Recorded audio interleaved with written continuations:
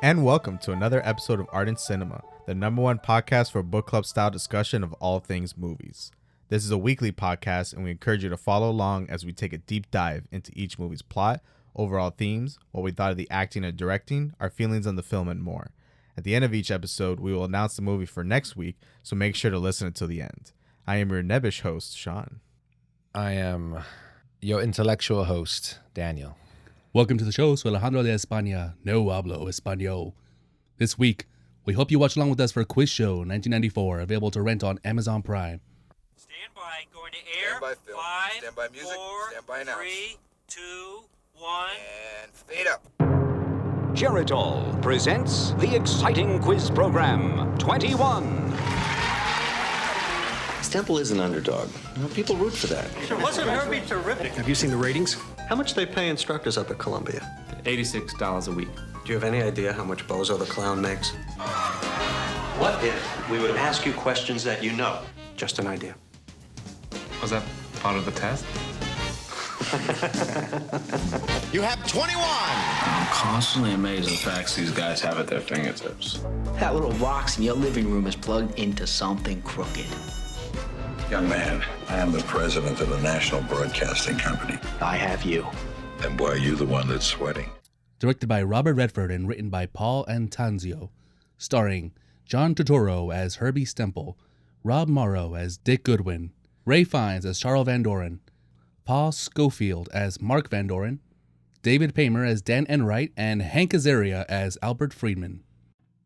As the new medium of home television is exploding across the country, corruption takes its first foothold. Dick Goodwin, a young congressional lawyer, is looking to make his name, taking down the behemoth of NBC. But the lines of right and wrong get muddy as the scapegoats start to line up to protect the network. What'd you think, Dano? I love the film. I love it. It's definitely a very interesting subject, a very unique subject and story to be told. So I love that about it. It felt very refreshing. Great acting, and it kind of showed a bit of history that a lot of people don't really pay attention to nowadays. What about you, Sean? Yeah, it's an interesting film. I haven't watched many movies, or I guess TV shows. You ever watch many movies? Hold on. My guy. I haven't watched many movies or TV shows about events in movie or TV history. Usually I feel like they're a little self-aggrandizing, so I tend to avoid them. But this was an interesting look at like a black mark on TV's history and its role in society. It's a complicated film for me because on the one hand, I enjoyed the themes and a lot of the character interactions throughout the film. I wasn't a huge fan of the directing. It felt a little bland to me. At some points, like when it wasn't the game show setting, it was just very straightforward and there's not a lot of like panache to it. And I felt like there maybe could have been a little bit more like snappiness to some of the dialogue, or maybe even like some more interesting like camera shots. Mm-hmm. And like, I guess this overall cinematography, besides the game show elements, I thought was a little weak. We can get into that a little later, but beyond that, I thought it was a very solid film overall. What about you, Alejandro? I might be on the bottom of the totem pole in terms of how much we like it. So I thought it was very well made, great performances all around.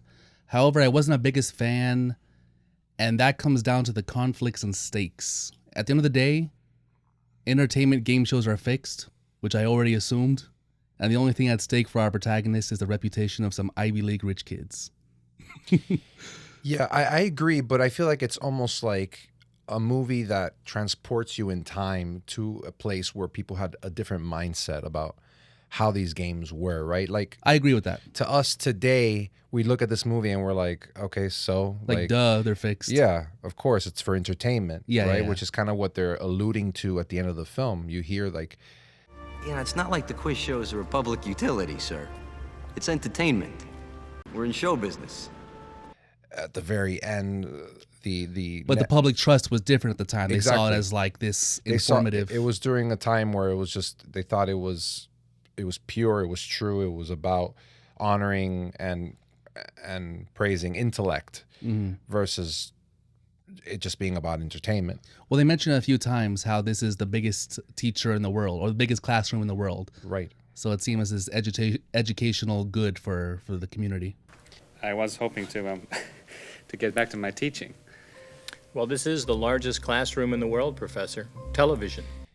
Yeah, I think it was important to mark. The movie was really to mark a change in entertainment value in America, pretty much.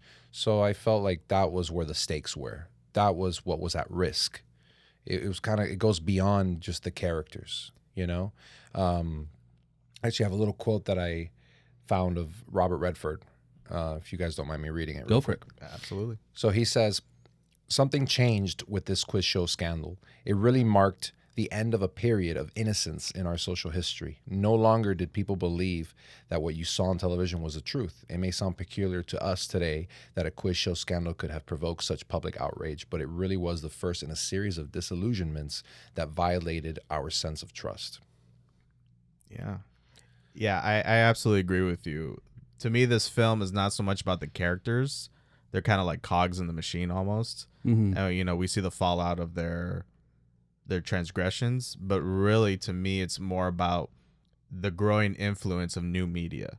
In this case, the new media is television, right? And the growing power that they're collecting to be able to exert their will on society.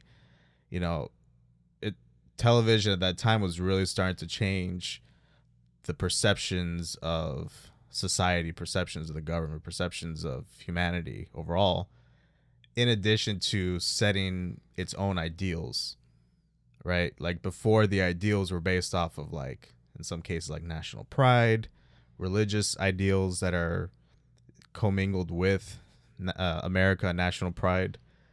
But in this case, the show's really trying to tell you that what the network believes are the right ideals is what they want you to hold as well in yourself. And I thought that was a very fascinating look, because nowadays when we think about media and its influence on America and society, it's really a case of like, this is like the natural result of that, of like what happened with this quiz show. So to see like the birth of that, almost, I thought was like a fascinating look. You can even see its effects here on the review, right? Like how Alejandro just said it. Where were the stakes? There were no stakes, because we've been desensitized, right? Mm-hmm. by media now. Today they've won almost, or they're winning. It's pivoted towards that, towards being entertained by bullshit, essentially. Yeah. So I liked looking at it. I kind of tried to change my mindset and kind of be in the mind of someone from the 50s that's not used to any of that. So I kind of got to enjoy it. It almost felt like a little bit of a time traveling, film for me.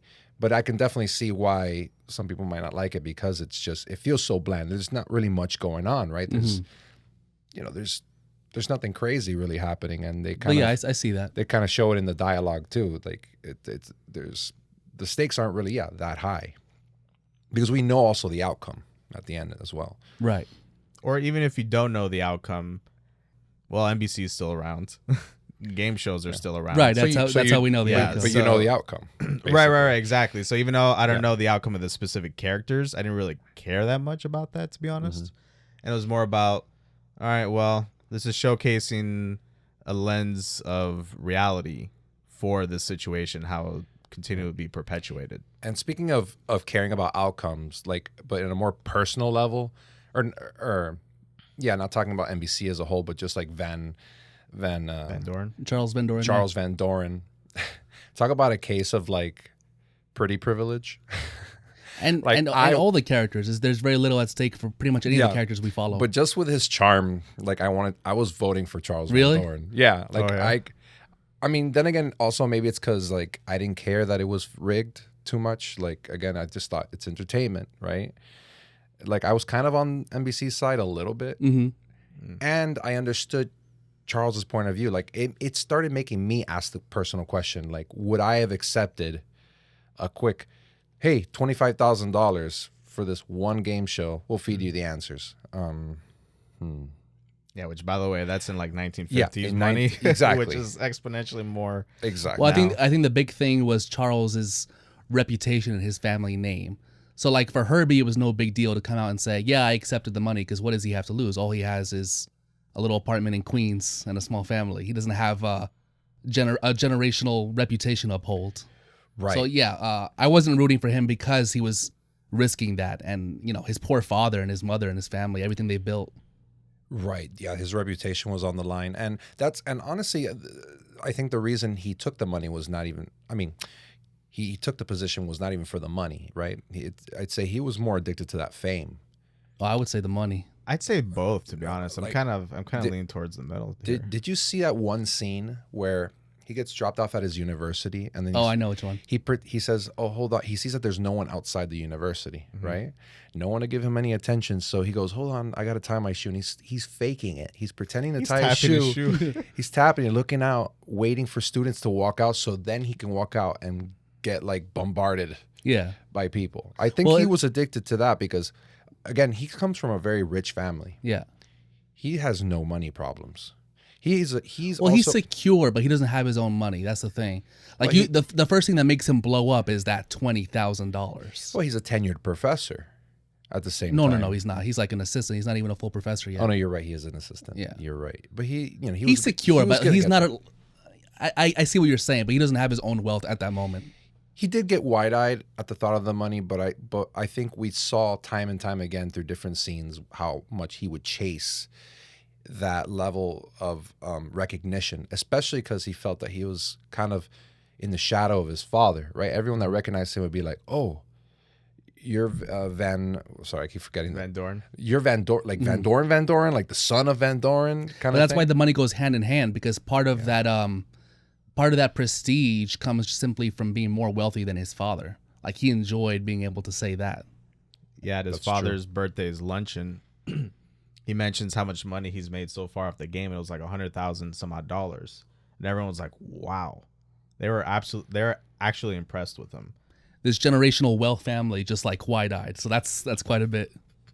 Yeah, for him, it was like, all right, I need to get I think it was a Mercedes, like the red car he got. Oh, it's the townhouse in New York, just like the fancier suits that he had on and all that stuff, like. For someone during that time period thinking about how he would approach it, the money was just a way to gain more fame for him. It's really a status element, and for him that's super important because time and time again he's either outright said or he's shown to want to get out from under his father's thumb, so to speak. Like he wants to get away from his family's shadow. He wouldn't do that as a maybe eventually tenured professor at Columbia, right? Yeah, that's just maybe that'll take 40 years. Right, exactly. And even then, that's just following in his dad's footsteps, and there would always be the murmurs of, well, how'd you get this job? Well, because your father works there, right? So for him, this was something he could set out to do on his own. And also, we have to remember, television was like a new medium at that time, and to get on the ground floor of that, and to be successful at it too, especially. That, I think, was very exhilarating for him. Oh, yeah. It was completely uncharted territory. Like, the parents didn't even own a TV. They didn't even watch him on the show until he bought them a TV, which that wow, talk about a dual-edged gift that was. Right. It's like, oh, I want to introduce you to this new medium, but I also want you to watch me. I want you to see how impressive I am. Definitely. He didn't buy him a car, bought him a TV. Yeah, I mean, they had plenty which probably of cars, cost around the same bit. Yeah. Oh, yeah, definitely. That was a nice TV, by the way. Goodness, I wish I could get one like that. A 1950s TV with a screen that size, that was a lot. That was a big chunk of change. Oh, yeah. That ties well into Dick Goodwin. The first thing we learn about Dick is that he has an ambition for the finer things as well. He took a low-wage job with the government to avoid Wall Street, but I think the influence of his Ivy League schooling kind of left its mark, because the very first scene in the movie, we see him at the car dealership fawning over a vehicle he can't afford, and he knows every detail about it. He's like been scanning the catalog, you know what I mean? And I think there's a few other places where we see that influence, where we see that that yearning for the greater things. You know, that scene was almost a fake out for me. I thought at first, just knowing that, you know, when he says he's a lawyer, I half thought like, oh, is he like investigating this dealership to see if there's like any impropriety going on? Like I half thought he came in as like a customer in quotes to like investigate them, but no, it was like pretty on the nose, like, you know. he likes this kind of stuff, but he can't actually. We get see to what's it. going to influence him. It felt like it was kind of to try and show that all of that luxury, the America ideal luxury was kind of there was a bit of an illusion around it too, right? Because you feel like he's in this bubble, but you start hearing kind of some negative things coming out from like the radio, for example. Like they're talking about like Sputnik and like that the Russians are beating America to space, or they already did. Like, the satellite's over your head already. Yeah. And they're just kind of like, let's ignore it. Let's go to the next station, right? It's just kind of like, the Russians have beaten us into outer space. You are listening to the sound of Sputnik in orbit right now, directly over our heads. A sound that says, all is not well with America. Don't worry about any of that. Worry about these luxury cars and these game shows and all these things that don't Right, really maybe have the consumerism that television brought. Exactly, Yeah. the consumerism. I feel like that's kind of what it was to show, that it was kind of making America ignorant to more worldly, more pressing matters. Yeah, I agree with that. And I didn't really catch that when I was watching it. But I also think it is there to show that while he has these ideals and these greater ambitions for doing the public good, that consumerism hasn't left him, and it's a big part of him. And we're going to see that influence him throughout the movie. Yeah, I think that's partially also to show that, like, why he kind of starts befriending Van Doren, or Absolutely. like being more understanding to why Van Doren did what Getting he did. seduced by Van Doren. There's a little bit of, seduced. Flashing the money and the high life starts to seduce him and put him on his side. Yeah, true. There's a scene when they're playing poker together, and we see kind of a reflection of their in real life dynamic, where Van Doren drops a 50 on the table and everybody goes wide-eyed, and he kind of disarms everybody. Before that, Dick looked him straight in the eye and said, "I know you're lying. I'm going to catch you." Bluffing. The word is bluffing. But at the end of the day, once he drops that money down, too rich for my blood, he backs out, which is kind of what happens in real life. Yeah, that's that was an interesting scene, because when Goodwin says you're lying, or I know you're lying, he goes, flubbing. You mean flubbing, right? Bluffing. Or bluffing, right? You're flubbing.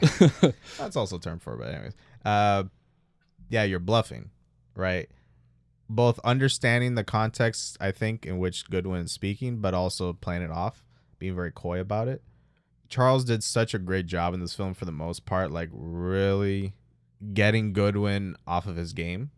Like at every turn, anytime Goodwin wanted to talk to him privately, he always gets him to some event. Whether it's his father's luncheon, whether it's in a restaurant, whether it's in a poker game here, sailing, like they're like, okay, we're going to sail for a little bit, but then come back, right? And he's always changing the subject. Yeah, he's really good at disarming. And disruption, for sure.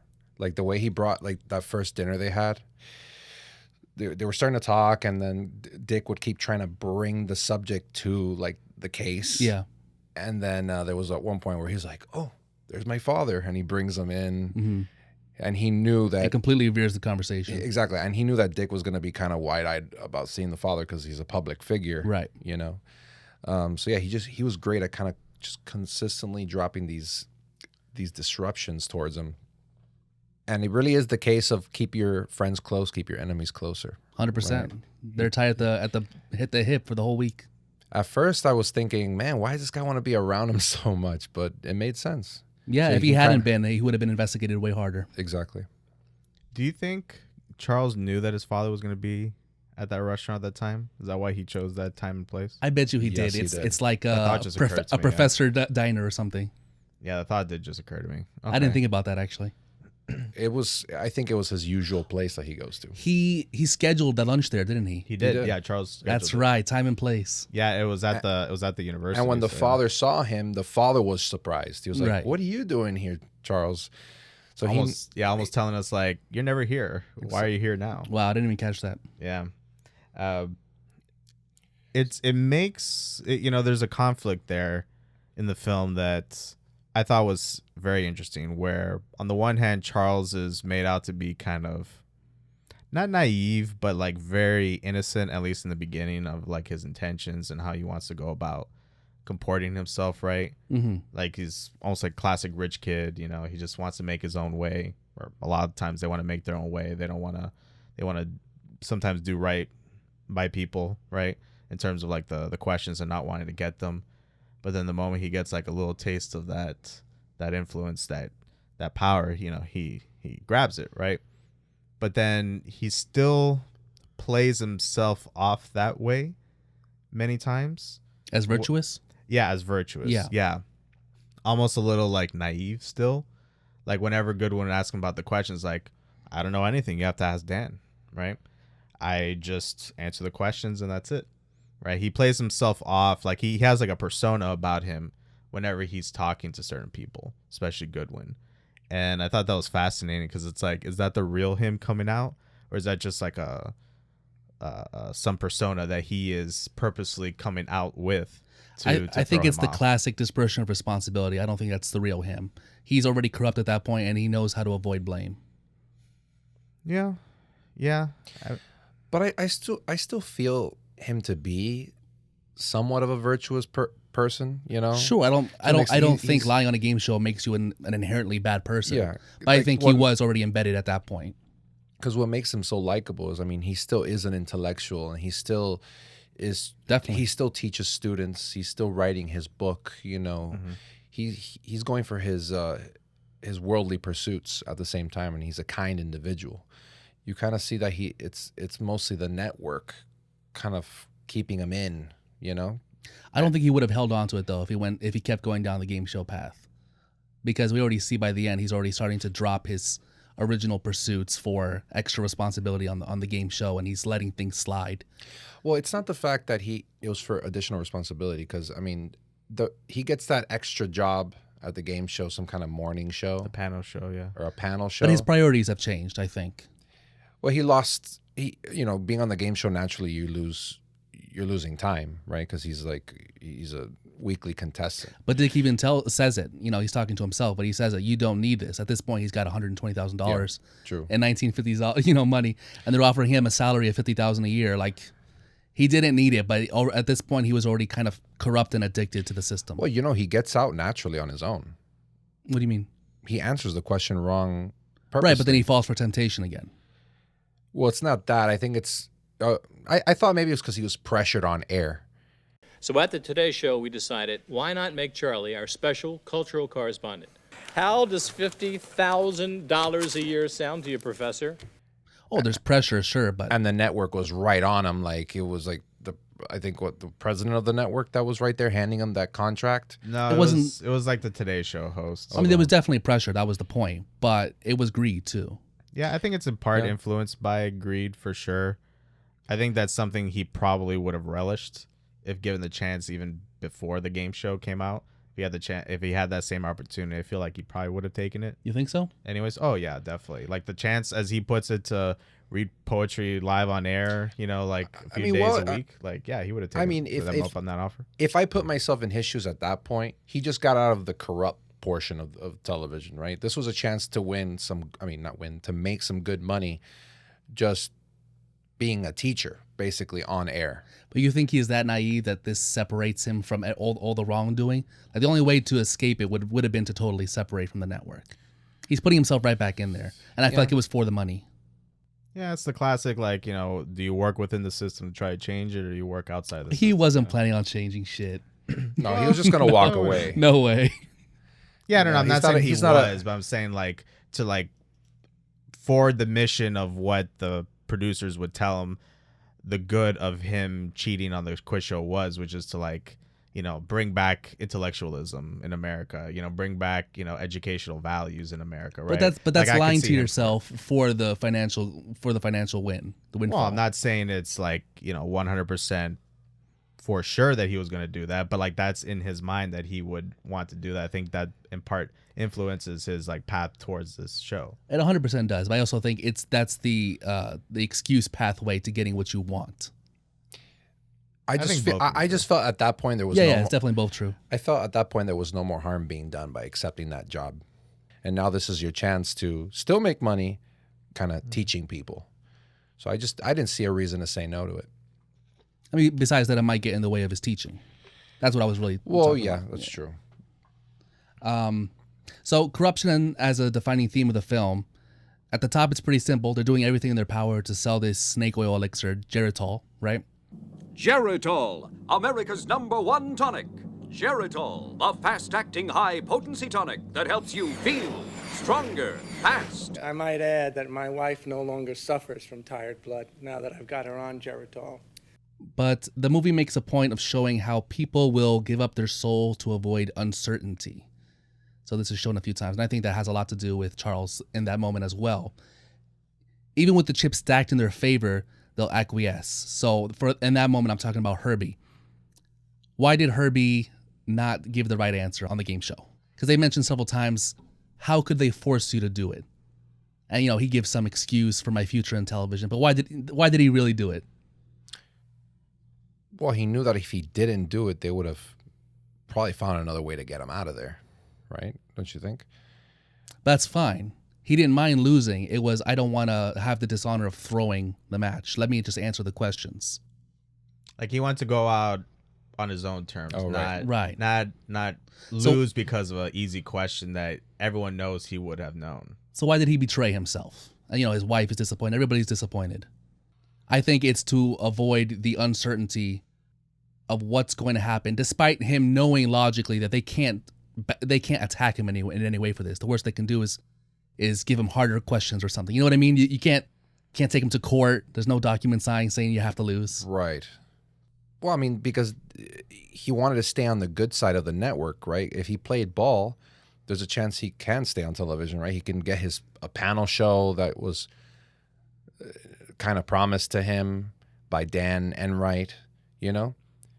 Well, what is he going to do by just lashing out in this last moment, right? And like, oh no, and he answers it right. Then worst case or best case for him, he gets on they put him on another show, give him the hard questions. He loses and he goes, all right, you're out. You're out for good for betraying us. Well, funny enough, he's never promised continuation in television or even his own show, his own panel show. Yeah, they mention it to him kind of offhandedly. Like they don't really. He asks for it. They don't even mention it to him. The most. Or they go, I'll take care of you.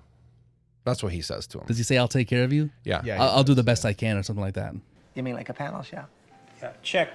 Look, I'm going to do what I can do, Herbert. No, I think he says, I'll take care of you. Yeah, he says, I'll take care of you in the rest. I just found it funny how Herbie got it into his head for the rest of the movie that they promised me this. They screwed me. It's like, nobody promised you anything. They didn't even, you brought it up. They didn't even offer it to you. So it's just funny the way he kind of deludes himself. Yeah. Yeah, he definitely deludes himself. I mean, his life situation definitely didn't help. As you talked about earlier, he's got money troubles, small apartment. He's got a family to feed and raise.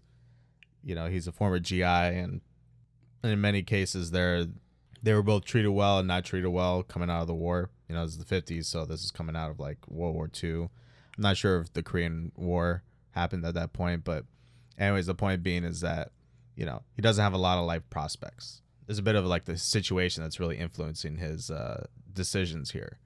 But I think ultimately for him, he's more egotistical than he liked the fame. Like we saw in the beginning after he answered I think it was like one or two game shows. We see him walking back to his apartment and everyone's cheering him on. Like everyone's like whooping and hollering for him as he's going back to his apartment. And he liked that.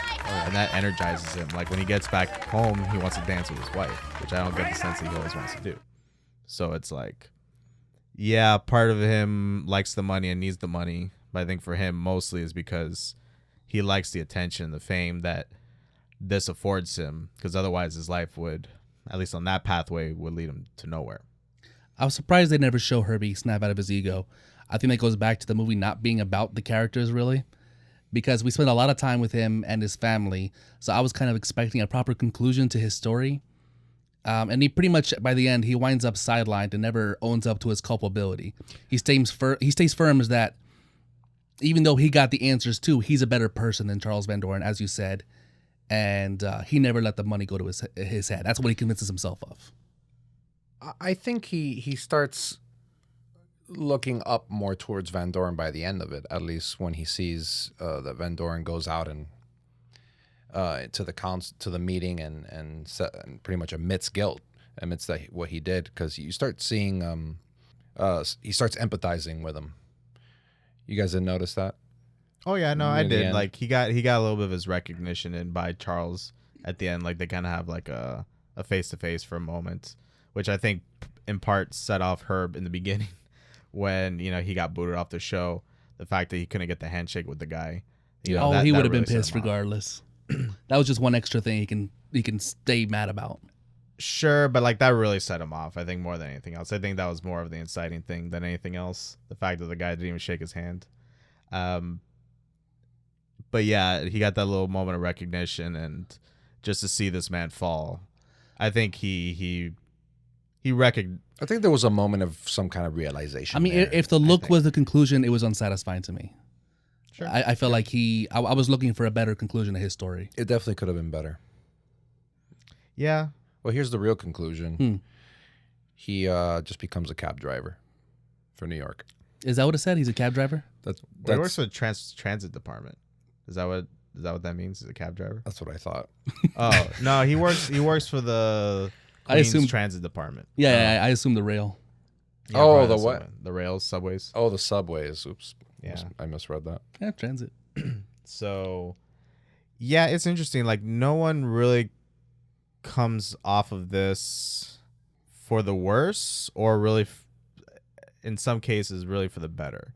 Like, on the one hand, Charles doesn't have his teaching position at Columbia anymore, but at the same time, he gets to write his book. And in many cases, that maybe for him, he can contextualize what happened in a way where this is ultimately a good thing, that he gets to focus on his writing instead of teaching.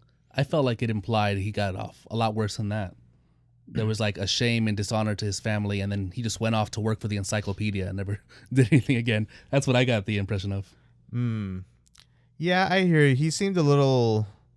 Maybe that look he gave Goodwin at the end implied to me it was a little bit more hopeful. Like, I'm finally out of this.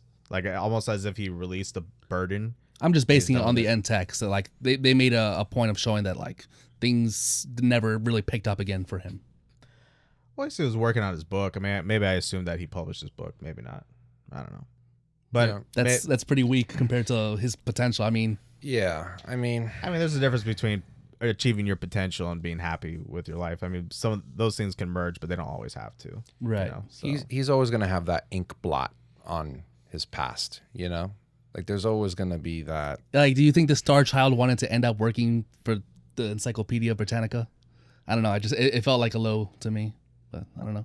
I mean, Who knows? Maybe he was happy. I don't know if there's any prestige positions in the Encyclopedia Britannica. Maybe. I don't know. Yeah, maybe that's a really prestigious. Maybe that's position. a good thing. Yeah. I don't know. Within the intellectual world, I don't see why not, I guess. It's like either you have like worse outcomes like that versus great outcomes for like the worst people.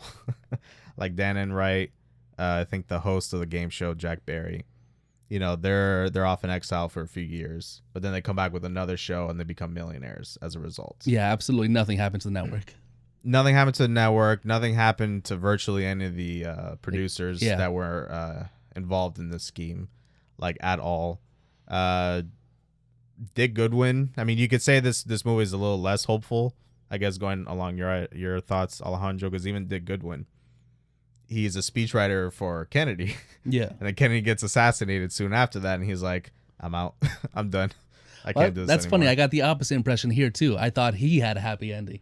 He got to go be a speechwriter and then become a novelist. I thought that was a positive. Well, because I'm basing it off of our conversation earlier about his aspirations, and I felt like that maybe didn't go towards his aspirations, and he seemed more Right, to like tear goal-oriented, down the corrupt aspirational. system. Yeah, Yeah, he seemed yeah. more aspirational than anybody else here. So I feel you. Yeah, pretty much the only thing that happens to the network is they just learn to be more careful in the future of their shenanigans. That was one thing I was thinking about, is if this was a modern story, you'd have NDAs thrown in every direction at every point in this conspiracy. Mm-hmm. I thought that's what they were trying to get him to sign at a certain point. I guess they didn't some have him at version that of it, point, or yeah. some version of it. Yeah, because at one point they had, I think Herbie tried to sign a document that said that they won't disparage the producers or release them of any culpability. Yeah, so I guess that was a specific document, but it seems like NDAs weren't common practice because like all the former contestants who had also been corrupted, none of them signed anything. Sure. That's true. Yeah. No, yeah. Dick literally goes up to all of them and is like, he either gets a no or he gets some kind of response from them. Not like, I can't talk to you. at least seemingly. Yeah, if this was a modern story, Herbie would have sucked up his disappointment and gone off to live his life, because if he ever said anything, they would have, at the very least, forced him to give back all the money, because he would have signed an NDA. Now, considering that, why don't you think a lot of the people wanted to talk to Dick and help with the investigation if there was no legal ramifications for them?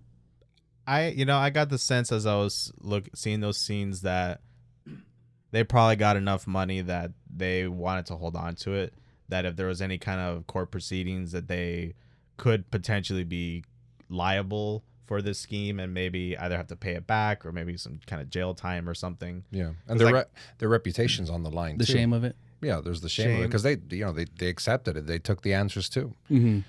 So they're just as responsible, basically. There is also a through line of government overreach during this time. They keep mentioning McCarthyism. Right. That was a famous period in America where basically the government was hunting communists throughout the country, and like any little thing that's misconstrued as unpatriotic, could be a jailable offense, or you'll be taken in for questioning at the very least. So there is a little bit of mistrust of the government that's like stewing here as a result of that. So I can also see them hearing a government official asking them questions about something that wasn't exactly on the up and up, and they're like, "Ooh, I don't want to talk to you, buddy. I don't want to implicate myself." And God knows NBC probably was using that to their advantage, using that fear. Mm-hmm. They could easily nudge rumors in the direction of some of these contestants being communists if they wanted to. I mean, definitely the movie never went that direction, but it definitely could have in this period. Yeah, they definitely weren't afraid of disparaging people. Yeah. 46 witnesses swore up and down Herbie's a lying tub of shit. The guy's nuts. Manic. It was a manic frame of mind. And I took the precaution of tape recording that meeting. Did either of you think that when Charles asks for the questions instead of the answers to try to make it a little bit less morally ambiguous, he's like, just give me the questions, I'll look up the answers on my own. Were you wondering if he was going to use that against the network, if he was going to give that evidence to Dick? Because Dick had already been talking to him at that point. No. You didn't? I wondered. I thought he was just trying to lessen the guilt, I guess. Like, I don't know, he wanted to... It just played to his naiveness. Definitely that's what it was, yeah. Yeah, in reality, it made no difference. Cheating is cheating. But to him, it felt like, oh, at least maybe I'm working for it a little bit more. They're not just giving it to me. I'm earning this to some degree. Yeah. Even if it's like, well, not even real. It's an illusion. What's the word for it when you use your intellect to justify what you want to do or the wrong thing? There's a word for it. Rationalizing. Rationalizing. Yeah. He's using his intellect to rationalize what he's doing as okay. Yeah, in fact, Charles pretty much says so himself towards the end when he's confessing to his father at the school. He basically says, oh, yeah, at one point, I wanted them to give me the questions and I would look up the answers and memorize them. But at a certain point, I got too busy and I thought, well, what's the difference really? Yeah. So he just started getting the answers and they would coach him. So even he knew. Exactly, and that's the slow corruption over time. Yeah, exactly. Even he knew it was like, there's no real difference here. Like, yeah, this is supposed to be a competition. If you know ahead of time, that's not a competition anymore. You have a distinct advantage. And it's interesting because they make a point of showing what he could have done with those questions. A different whistleblower who ends up talking had the same situation, and he mailed himself the questions via registered mail so he would have proof of the cheating. Now, so at the very least, even if Charles didn't want to be a whistleblower at that point, he could have done that just as an insurance policy so they don't screw him. So he's not as smart or moral as he thinks he is, because he could have used that to his advantage in two ways. There's multiple scenes where they kind of just show that he's just not as smart as he thought, right? Mm-hmm. Like a lot of times when Dick was kind of outsmarting him in terms, or just in when he would recite certain quotations which was good, or yeah. give certain information, you would see Charles kind of belittled. He would feel a little bit intellectually belittled by this guy. Yeah, he got like threatened. almost kind of like, damn, I'm the son of Van Doren. Van Doren, like how's this guy just kind of saying all these things that maybe I don't know all of it. Yeah. This middle class intellect. Yeah. the movie cleverly like kind of throws these little jabs at him that he takes much harder because he knows the truth that he's actually lying. You know, like for example, saying, "Oh, you always were the actor of the family." You know, I'm sure in his mind he's like, "What do you mean I'm acting? No, I'm answering the questions." Yeah, that could be where his need for attention comes from, kind of an inferiority complex in his family. Yeah, definitely. And soon after that, by the way, I think almost right after that scene with his father, where father says, "You're the actor," he throws the game, and he does it in a way where it's very similar to how Herb lost, where it was a question that he had no right of missing, no right to miss. Right? Yeah. Everyone knew he knew this question, but he does it in a way that like would seem like it was like a misstep. Well, I don't think it was an easy question by any means. Well, not for the normal person, but for people that know him, they would think like he knows it. I think the only person that really knew that he knew it was Dick, because he like heard like something between the father and him. Well, his father would have known it too if he was watching. Oh, exactly. Well, that's true. The father would have known, and Dick would have known. It was kind of a confession on his part. Yeah. Yeah. That's true. Yeah, he does it as a way to like just get out of it almost too, right? To get out of the situation, just unburden himself with it. But yeah, it was best decision he could have done right there, in my opinion. He should have done that and just ran. Definitely. Yeah, it's just interesting that he does it a very similar way to how Herb lost. Right? Like just a question that he takes a lot of time. He's going through the motions, literally the motions they taught him. And then he just whiffs on a question that, again, he had no right to miss. Like almost saying like, oh, I also lost in this manner, so there's nothing to see here, right? So that was interesting, actually. You're talking about the mannerisms and things that the network taught both Herbie and Charles. I love the scene where it's Herbie in the council meeting, and he's explaining all of this, like what they would have him do. Oh, you want to dab your brow, you don't want to smear the brow, you want to do this. And even during these confessions, you can still see the ego of Herbie. Mrs. Stempel, what do you mean by rehearsal? Well, for example, he told me how to breathe heavily into the microphone and sigh. He taught me how to stutter and say in a plaintive voice, I will take 9 points. So it was all choreographed. How to bite my lip. He told me specifically not to smear my brow, but rather to pat for optimum effect. Of course, I'm schwitzing the whole time because they turned off the air conditioning. Excuse me. He's still trying to gain the crowd's love. Yeah, absolutely. And he's hearing the laughter because of the way he's telling it, like it's a joke, like, and yeah, he's on stage again. He's on stage. He's back exactly where he wants to be. So you could see that it got to him, that it became beyond the money. It became just about the attention. Yeah, apparently somebody who was bullied and dismissed, and then he became a nationwide hero. Yep. It was interesting that Dick would sometimes get very stupid when he was being honeyed up and influenced, like in that phone recording. So the executives, the producers, they show him a recording of Herbie, and it's clearly cut up. What is this, Herb? Are you blackmailing me? You get me that panel show or I'll tell everyone it's a fraud. You know that's not true. Who cares if it's true? The fix is in this week on 21. And at one point, at the end of the recording, you even hear it trail off into something else that it was previously a part of. But he instantly falls for it because he wanted to fall for it at that point. At that point, he already liked Charles and wanted Herbie to be the bad guy. You know what I mean? Mm-hmm. Yeah, there's a little bit of self-delusion on his part. Exactly. Yeah. So all the characters fool themselves at certain points. And why do you think he wanted that to be the case? Just because he just felt the friendship between Charles and him? I think he was in love with Charles. I think. In love with Charles? Yes. Love. Like kissy love? Sexually? Like You're kidding me. You're playing. Hey, Ray Fiennes is a handsome man, don't get me wrong. Yeah, but, except when he's Voldemort.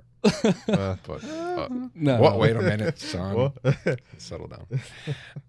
But seriously, you think there's a little? No. Yeah. Okay. No, I don't know. Maybe it's some kind of theory, some deep theory about, I don't know, homosexuality or something. No. But at that point, he was fully infatuated with him, and he wanted him to be innocent. Right. Okay. Yeah. I mean, he even says like, just stay out of it. Like, go away for a couple of weeks. We don't need you here. Mm-hmm. Like, we don't need you for the case. Yeah, and his wife calls him out for it. That's his wife, right? Yeah. I wasn't sure because there was always another guy in the room. I'm like, who's that other guy? Do you guys know who that? There's a friend. His name's Bob. They work together. Okay. Yeah, no, he works with him in the office. But it was funny. They're just sidetracking. Could be also a brother-in-law. Yeah, maybe. But the way he talks to him felt like a coworker or employee. He's like, get out of the room. Yeah, it was funny. He's like, Bob, get out of here. Yeah. Bob, sit down. Exactly. So I actually thought that was the brother-in-law at first too. I'm like, damn, he's really throwing around his authority. This is my house. Get out of the room, Bob. I like how the wife and Goodwin are arguing, and then They just cut to Bob. He's like, well, I better go. And he's like, sit down, Bob. It's like, oh, my goodness. But yeah, no, to your point, yeah, his wife was calling Goodwin out for how he was comporting himself around Charles and how he wouldn't want to use him to further his case, right? Because it's like, it's clear. This is the man that's been like on the longest winning streak or close to it. Why wouldn't he be implicated in it, Yeah, right? Like, why wouldn't he be involved, right? So, you know, Goodwin's just making his case much tougher.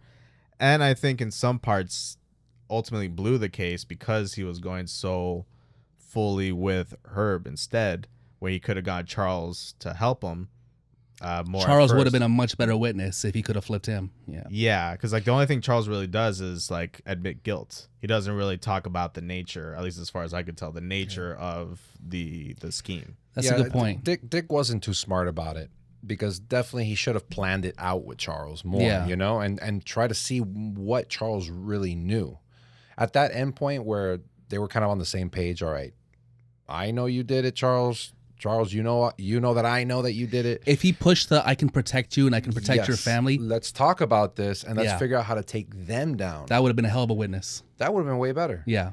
And would have been a better ending of a film too. But I mean, that's just not what, not what really happened, It's I not what guess. really happened. You know, it's a true story. So, Did either of you think maybe Charles poisoned Dick's coffee towards the end of the movie? no. didn't- Well, actually, yes. It crossed my mind for like half a second. Okay. Yeah, when he goes like running into the bathroom. Yeah, okay, so Charles gives Dick some coffee at their last meeting before the public trial. And then the very next scene, you see Dick running to the toilet vomiting. I'm like, oh, he just poisoned him. That he was at Charles's house earlier. He has the coffee, and then Yes. he goes back to his house, and he has more coffee. I think he's No, No. he meets with Herb and his wife at a hotel room, Yes. seemingly. Oh, that's what it was. So I guess he was throwing up because of nerves. But to Yeah. me, it was like, oh, he poisoned the coffee to get him to throw the trial. Oh, It yeah. did, if it were a did different cross my movie. mind for like a Okay. second, but yeah. Yeah, You were like, not my boy.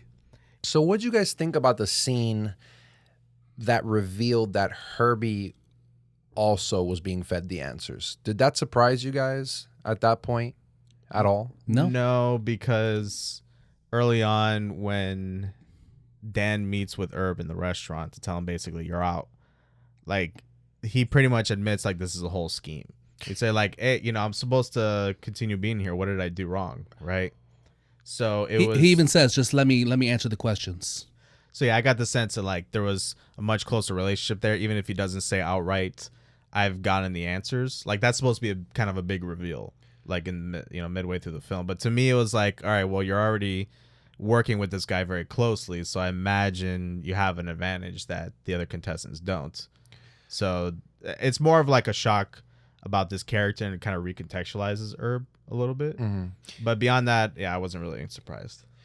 For me, it took me a little by surprise because they had kind of showed they had shown Herbie as this big trivia intellectual, right? Yeah, like he's an autistic savant. Exactly. He's like constantly training his son. That first time, the first time they told him to like throw the game, pretty much. He was trying to prove like how smart he was. He was just like, "Hey, give me any number," and then they gave him, I think it was 23, and he started blurting out a bunch of facts involving 23, the year 1923, and the 23 this, and whatever. So in my head, it was just a super intellectual guy that was just winning naturally, but the ratings were going down because no one really wanted to see him win anymore. Yeah. So they were just trying to get him to throw the game. And then start feeding answers to a less intellectual man, but with more charisma. I see what you're saying. That's what I thought was happening. Right. No, I saw that that's what they were going for. I just thought they didn't hide it well enough, I guess. Yeah, to me they did, because I feel like Herbie says, "Oh well, at least let me lose to an answer that's worth losing to." Like pretty a much, like physics question. he did know the answer Yeah. to it, without being fed. You know what I'm saying? So I don't know. Yeah, I think I got me at least. Mm-hmm. Yeah, I didn't figure it out until that moment where he like blurts it out, because I was fed the answers and I was like, oh shoot, okay. That goes back to when one of the execs says, we can fix this and do the exact same thing just by making the answers easier. So if the answers were easier, Herbie, being such an egghead genius, probably still would have won 13 weeks in a row. Right. If they just had to tone it down a little bit, because he was still head and shoulders above everybody else. Right. Same result. Mm-hmm. Do you think even if they hadn't dumbed down the questions that Herb would have been as far along in the competition as he was? No, he even admits it, like, sometimes I just didn't know the answer. And I guess that's the point. The point is simply they don't want any risk in it. It's not a game show. This is a performance. It's exactly choreographed. Doesn't matter how smart the contestant is. It has nothing to do with it. Do you think Herbie being so obsessed with training, all the trivia, he started doing this after he started becoming a contestant? No way. That's always what he was. No? And that's why he auditioned for the show. Okay. I thought maybe perhaps it was a little bit of like what was happening to Van Doren. Like he's like, oh no, just give me the questions and I'll figure it out. Because like Herbie wanted to take some kind of guilt away by just overtraining himself. He says to his wife, they love me for the same reason they've always hated me, because I'm the guy who knows everything. So that's always been who he was. That's true. Right. Yeah. Yeah, it reminds me. I see you though. Reminds me of the classic thing of people watch like The Price is Right, and they get attuned to like the price of the items in the game show, and like how the games work. So like usually when you see someone win big, it's a lot of times is because they're really trained in it, or like Jeopardy. Like they're really well trained and well versed in that kind of show and that kind of like game, that competition. So like they just practice up. So I imagine once his game came out, like he was on it. Like he knew what he needed to do to get on it. Going back real quick to, did Charles poison Goodwin? Yeah. The reason I knew that wasn't going to be a thing was because the way that this movie was shot and directed, it was very like to the point. It was very like there wasn't a lot of variance in the way that scenes were shot beyond just like the game show stuff. So like the normal conversations people were having was just like very straightforward, right? So I think this movie would be a lot worse if somehow all of a sudden somebody got poisoned, because the way that like this movie's emotions were like being carried out here or shown like that just, I don't know, like there wasn't a lot of variance in like how things like acted here. Yeah, which for me made it a little bit of a tougher watch, just because there were some scenes that I felt like kind of dragged on a little bit.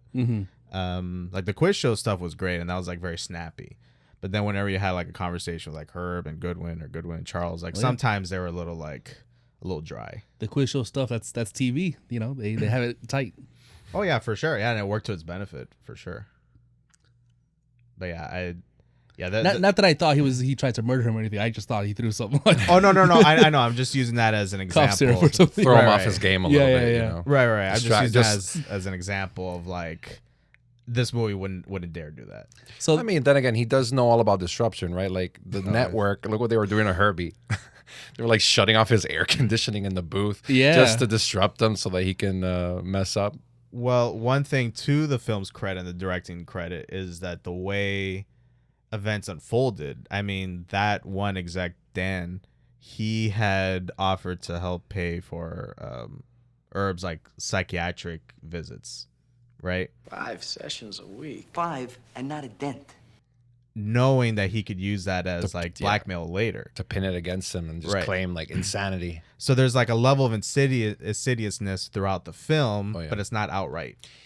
And actually, just thinking about the back to the air conditioned thing, you guys felt that they were turning it off at first to try and throw him off so he can miss a question, right? I thought was just to make him sweat so he could pat himself. Well, yeah, okay, that is it, right? Like I when I first saw it, that first moment, I thought, okay, That was my initial impression as well. Yeah, they want him to lose, so Right. let's make him hot, let's make him uncomfortable. Because they show that after he like kind of flubbed on the advertising, they're like, we don't like this guy anymore, and then they go turn off the fan. Exactly. Yeah. Oh, So that kind of made that didn't make any sense. Right. Doesn't it kind of? It just maybe doesn't make sense movie wise. It makes sense, but the timing is deceiving because the timing shows it right after that. Right. Like they're just okay. Keep going on with the show business for this episode. Right. Turn off the fan. Okay. Well, I guess that was kind of clever. Yes. Yeah. Cinematography wise, the one thing I did like was that they do a good distinction between the NBC offices and the vacation homes and Queens and Dick's shared lawyer office. Those areas are always sweaty with an orange filter and they feel oppressive. And then it always cuts straight from there to the air-conditioned NBC offices with a nice blue filter. So you really understand why somebody would get corrupted and do whatever they can to escape their situation. The allure. Yeah, the allure of it, exactly. Yeah. was New York such a hot place back then? In summer, it gets pretty damn hot. Mm-hmm. The city gets hot, yeah. Fair enough, yeah. I mean, I personally, I didn't have any issue with it. I thought the cinematography was done well. I mean, it wasn't anything exaggerated, right? It wasn't a noir piece, I thought everything was just shot well, good lighting. It was just balanced lighting, soft lighting, right, in general, because it was just trying to get this story across, just this true mark of history. Sure. So they weren't trying to make anything more than it needed to be. Sure, I guess you could have spun this as this like dark noir thing where they're trying to uncover this big truth, but it wasn't. That's not what the story was. Sure. Right. Sure. Yeah. So I was okay with it. I would have liked a little more leaning into like the quiz show aspect of like bringing some of those elements and that energy into some of the other scenes. I thought that maybe would have. I agree. I thought the camera work was a little tame, especially for the length of the movie. It just definitely was it made tame. certain things drag. We ready for scores? Let's do it. Yeah. I'm gonna give it a 7 out of 10. Mostly because the subject is just so unique and not a story that people often tell.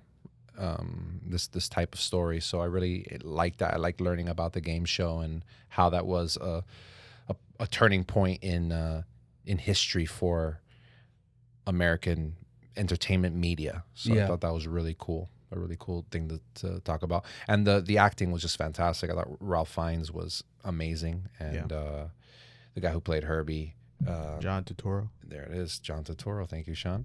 I thought he did a fantastic job as well. Yeah, he's always great. And the rest of the cast.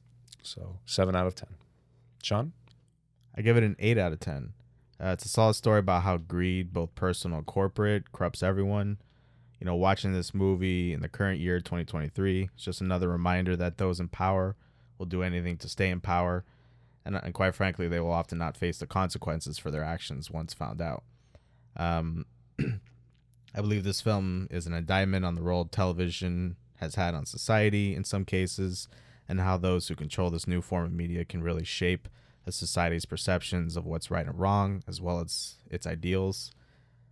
While the acting I very much appreciated, what brought my score down a bit was the directing and just kind of the tone of the film, and some of the shots were a little bland. Some of the scenes I think dragged on a little too long. But other than that, I appreciated that this film doesn't really sugarcoat the reality of the situation and how it would probably actually occur. So for that, I really appreciate the film. So yeah, 8 out of 10. Alrighty, I'm going 6.5 out of 10. The lack of stakes and interesting characterizations made the movie drag a bit for me. I also didn't love how some storylines seem to get dropped as the point of the movie takes precedence. And the lack of satisfying or meaningful conclusion I didn't love. However, on the strong point, it had a fantastic cast of really good character actors, and the movie was backed with strong technical filmmaking. All right. Join us next week for Chinatown 1974, starring Jack Nicholson and Faye Dunaway. Did you have affairs?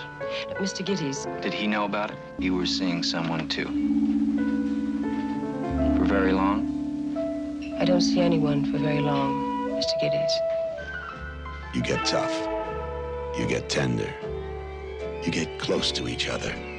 Maybe you even get close to the truth. Chinatown. Private Eye Jake Gitz is hired by Evelyn Mulry and tasked with solving a classic case of marital infidelity. An investigation which leads him down an unexpected rabbit hole of corruption, deceit, and murder. You could stream it on Paramount Plus, Hulu, and Showtime, or you can rent it on Amazon Prime, Apple TV, and YouTube. Sean, where can they find us? You can find us on Instagram and Twitter at Ardent Cinema. And if you're listening to us on your favorite podcast app, give us a rating and a review. It really goes a long way towards building the podcast. And if you're listening to us on YouTube, hit like, click subscribe, and hit the little notify bell so you're made aware when new episodes drop every week. And with that, guys, thank you very much for listening. Really appreciate it. And with that, we'll bid you adieu. Farewell. Adios.